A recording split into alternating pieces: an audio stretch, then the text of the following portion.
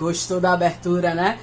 Bem que o assunto de hoje poderia ser Game of Thrones. Afinal de contas, o que não vai faltar são guerras, tramas mirabolantes e muita história para contar.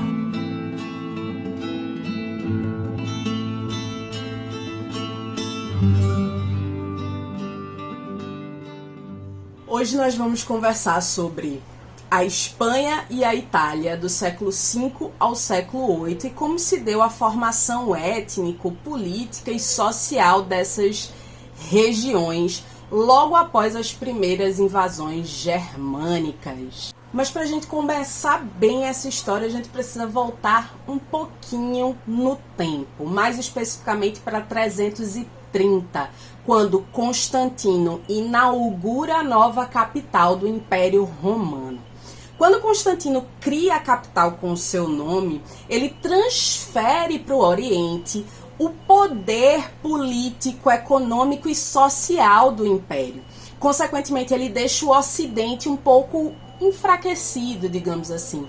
E nesse aspecto, Roma, a Itália, também fica mais vulnerável a invasões de outros povos e de outras culturas. Daí por diante, o pau começa a comer na Europa inteira. Na Itália, especificamente, Odoacro vai depor o último imperador romano do Ocidente em 476 e vai fundar o reino ostrogodo.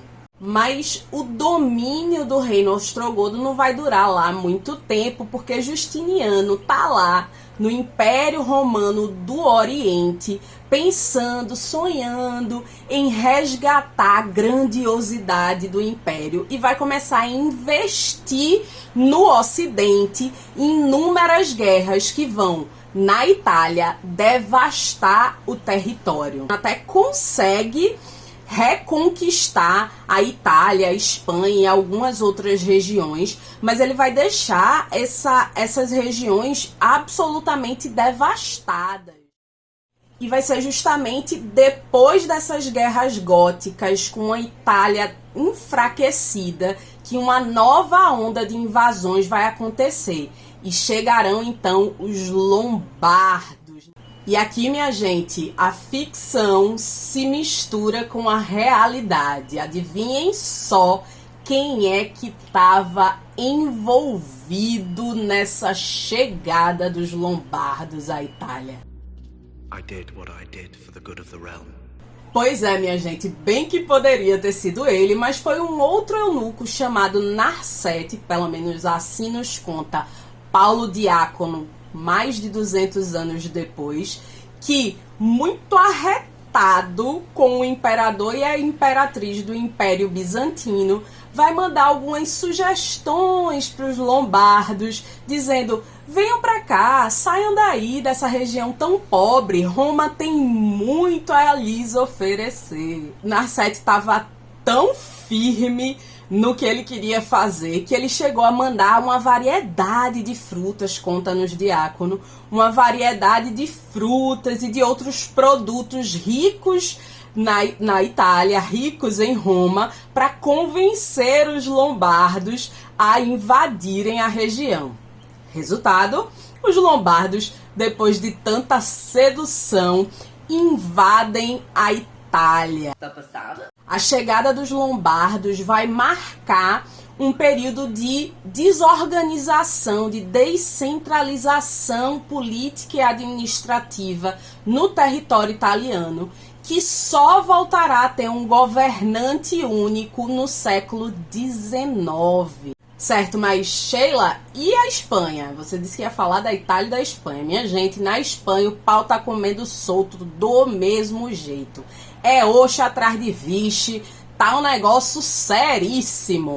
Depois de ser invadida pelos vândalos, pelos suevos, a Espanha recebe uma outra onda de invasão, agora dos visigodos. Apoiados pelo Império Bizantino, os visigodos expulsam os vândalos, que vão formar o Reino Vândalo lá no norte da África, depois de atravessarem o Estreito de Gibraltar, E os visigodos formam então o Império Visigodo na Espanha. E lembrem-se, viu? Quando a gente tá aqui falando Espanha, a gente não tá falando só da Espanha, mas da Península Ibérica como um todo, junto então com Portugal, o atual Estado português. Os visigodos vão experimentar uma sequência de reis fracos e só então com Leovigildo é que vai haver uma certa centralização, uma expansão desse reino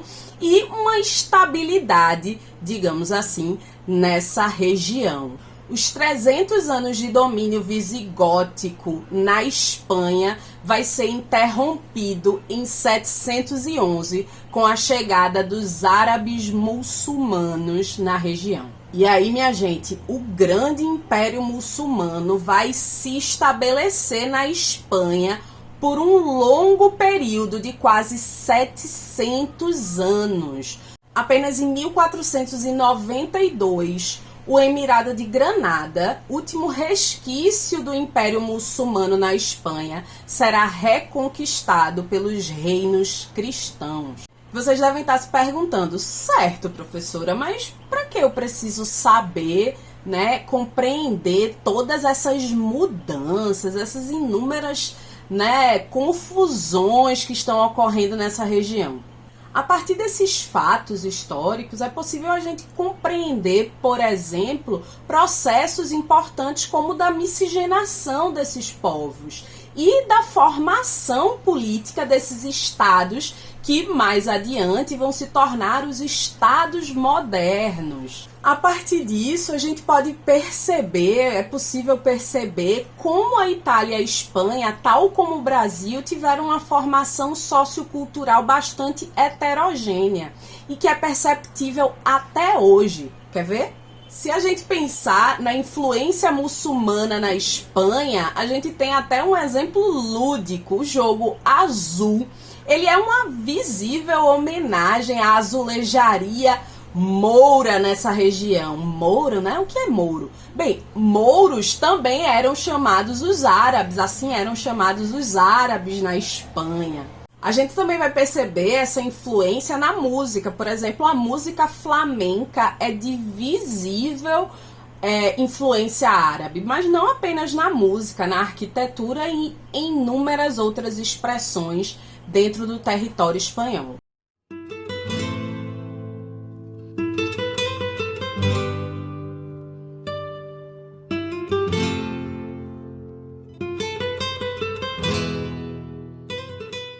Uma outra influência importantíssima que inclusive nós carregamos são as línguas neolatinas, que vão surgir justamente dessa mistura das línguas germânicas junto com o latim, que era a língua principal do Império Romano. Algumas expressões linguísticas que nós utilizamos até hoje também são desse período, como por exemplo, vandalismo. Você já deve ter ouvido muito falar em vandalismo, e vandalismo faz uma remissão direta aos povos vândalos. Não podemos confundir a miscigenação acontecida na Península Ibérica com a que aconteceu no Brasil.